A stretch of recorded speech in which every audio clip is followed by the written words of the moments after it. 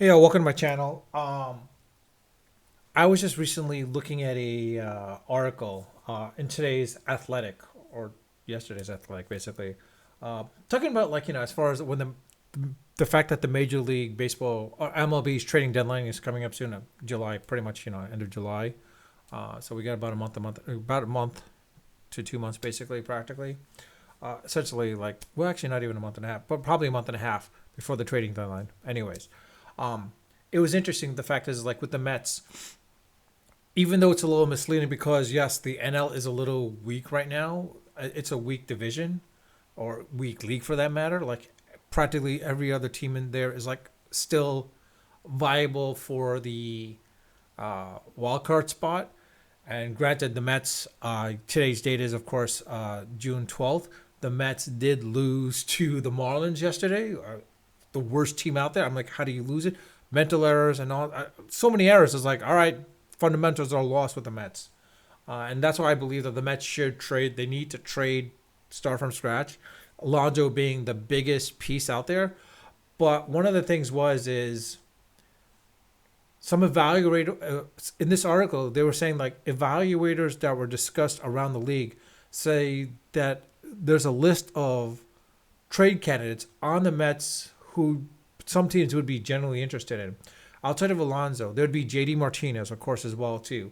Luis Severino, Jose Quintana, Sean Manea, Harrison Bader, Starling Marte, Jeff McNeil, Jake Dykman, Drew Smith, the right-handed pitcher, Reed Garrett, the other relief pitcher, Jake Dykman, of course, I said a relief pitcher, and Sean Redfoley, relief pitcher, as well as Adam Ottavino, relief pitcher. That's a lot of people, actually. If the Mets can actually trade all those people and get some serious prospects in return, that'd be great.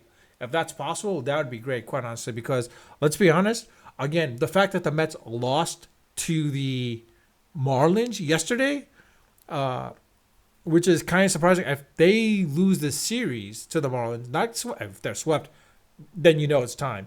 But if they lose the series, you know at that point Stearns has got to change the whole thing, and like he's got to like convince Cohen like it's time to try. Now, one of the things that I'm a little concerned about um,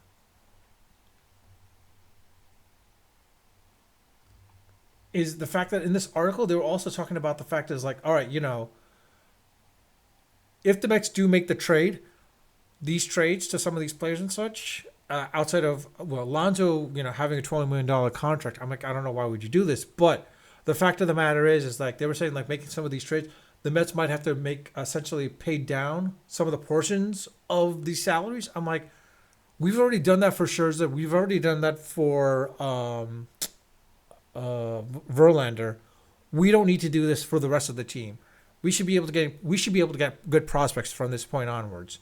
And we don't need to pay down and like take a portion of it to affect our capital. I mean, quite honestly, they said like, yeah, um, it's true. But like, no one's gonna be willing to like take on Alonso's $20 million contract. I mean, honestly, who cares? If they don't want it, fine. Like there's gonna be other teams that are willing to take it. Like quite honestly, it's more of a case where like you've got the um, who is it? The Minnesota Twins and Mariners. They need a first baseman. They're looking for that. Maybe they can resign him. If they resign him, fine. So be it. If we can get Soto in return, want Soto in return, I'll take it. But quite honestly, more than anything else, Minnesota and Seattle do have some serious prospects that they can get out of. Hell, I hate to say this, but actually, you can't trade him to the Dodgers because they got Freddie Freeman at this point, so it doesn't matter at this point. So maybe I don't want to say this. I hate to say this, but maybe Atlanta. I mean, they might have some prospects there as well too, honestly. But outside of that, I don't know.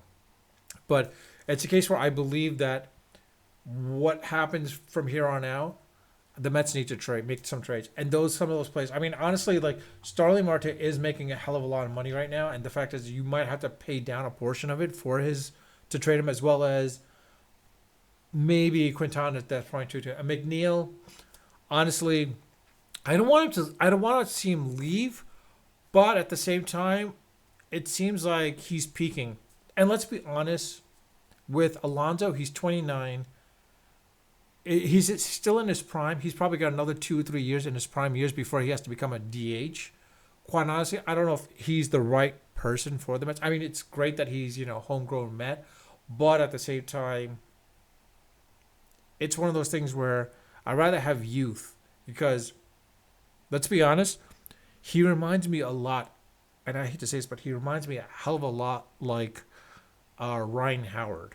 Quite honestly, he reminds me a lot of like Ryan Howard. Great hitter, power hitter, but then towards the tail end, he massively declined that he had to like retire at that point because like he was doing horrible. And like it was also the fact when the infield shift was going on, they figured him out, and then he was just one type of hitter basically, and that was it. And then this situation, I think Alonso, it feels like he's a one type of one type of hitter more than anything else. Really going the long ball route. That's it. I don't think he's more of a double, triple type of person or getting on base. Um, McNeil is the type of hitter who can adjust. The problem is like it's not. He's not doing that well compared to Marte versus McNeil. Marte is definitely doing way better. So maybe someone might need him. And of course, with Garrett, Foley, Smith, Smith is like a big factor, and Dykeman. Some people do need some medium relievers. Like some teams are short-handed on them, so like they might need them. If we could trade Diaz, I hate to say it's like I know people are like, hey, no, we need patience on Diaz. Honestly, I don't think we do because honestly, this is a guy that's gonna have his ups and downs. He's not consistent. He's not going to be consistent. He's not your consistent closer. Honestly, I think you need to trade him at this point. So I think we have to trade him and see if we can get some serious prospects. The problem is like his contract is so high up there as a reliever. We might have to pay him down at that point as well too to get some good prospects in return.